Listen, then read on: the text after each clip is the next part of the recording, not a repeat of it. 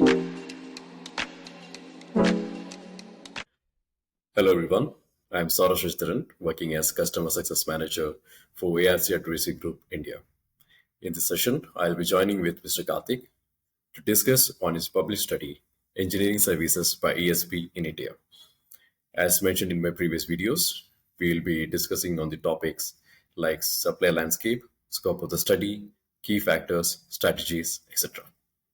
So let me welcome Karthik to join the session. Hello Karthik. Hi Saurabh, thanks for the introduction. Hi everyone, my name is Karthik. I work as a senior analyst for ARC Advisory Group. I'm part of the software team.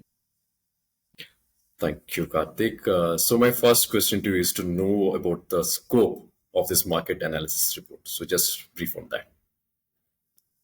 This engineering service study, it covers engineering service players based in India who are the global service provider. This report also covers strategic innovations by company who are trying to stay competitive, and also it's analyzed across global region covering APAC, Europe, Middle East, Africa, North America, and Latin America.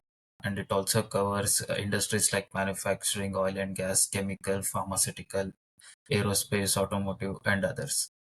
The key segments that are covered in these reports are product engineering, which focuses on designing and conceptualization of products; process engineering, optimizing production process to cut costs and improve efficiency; automation service, which focuses on plant automation, mechanical, electrical, and embedded system in design; asset management, maintenance of products and plants.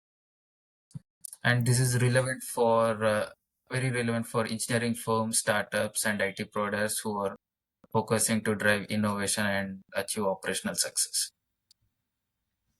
Right. Thank you, Karthik. Our audience will also like to know that who are the suppliers for this market. So can you just name it out a few? Thank you, Saurabh, for the questions. I would like to name few players that are covered in this market. They are Axis Gates, Scient, Happiest Mind, HCL, Infosys, and many more are covered in the report. Right. Thank you, Karthik. Can you just brief on the growth factors for this study?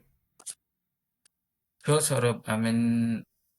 It's an interesting question. The key growth factor would be rapid digitalization, which is advancements in smart infrastructure across engineering service space, and as well as proliferation of AI and generative AI, which is driving the digital transformation. Additionally, the surge in connected vehicles and autonomous vehicle technology is amplifying demand, setting the stage for significant expansion in engineering service market in years ahead. Right. Just like success factors, I hope there should be some inhibiting factors too. So can you explain that also? Yeah, definitely. Of course, when there are success factors, some factors do impede the growth, and one among them is the economic uncertainty, which limits investments in new technologies, creating hesitancy among businesses to expand operations. Intensifying competition pressures build across the companies to lower prices, which again impacts their overall profitability. Thank you, Karthik, for explaining both the factors. My next question is to know the strategies that you would recommend from the study to the buyer of the system. Okay. For buyers, investing in analytics, cloud, and scalable engineering services enhance automation, real-time insights, and decision making. Partnering with adaptable engineering service providers streamlines deployments, supports innovation, and ensure compliance. Prioritizing flexibility, change management, and workforce upskilling ensure operational efficiency, adaptability, and sustained growth. Right. Karthik, would you like to add any other trends or point to this? Yeah, sure, Saurabh. One key trend which I would like to add, which stood out across the study was the rise of autonomous vehicles and software-defined vehicles, which is transforming the automotive engineering service segment, which is basically emphasizing AI, ML, and cloud-based solutions. Engineering service providers focus on integrating autonomous technology, real-time analytics, and OT updates to ensure safe and efficient operation. This shift drives demand for expertise in embedded systems, cybersecurity, and connectivity, with a growing need for software development, testing, and regulatory compliance. Thank you, Karthik. Lastly, the most important question, like how can the buyer be benefited from the study? So please share your view for our audience. Okay, coming to the suppliers, suppliers gain valuable insights into market trends and competition, which aids them in their product development and as well as their market positioning.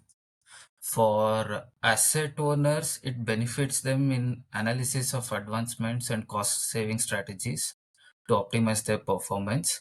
And coming to service providers, they can leverage this report to understand the innovation that's happening across AI, ML, and other cloud solutions to enhance their offering and stay competitive in the market. So these are the key benefits which all these three can gain from this particular report. Right. Thank you so much, Karthik, for addressing all the queries from your part. Your insight will help our clients to have a clear understanding of the study. To our audience, for additional information, I would request you to visit our website www.arquip.com. You can also fill in the contact form on our website to reach to us directly. Once again, thank you, Karthik, and thanks to the audience for watching the video. Thank you.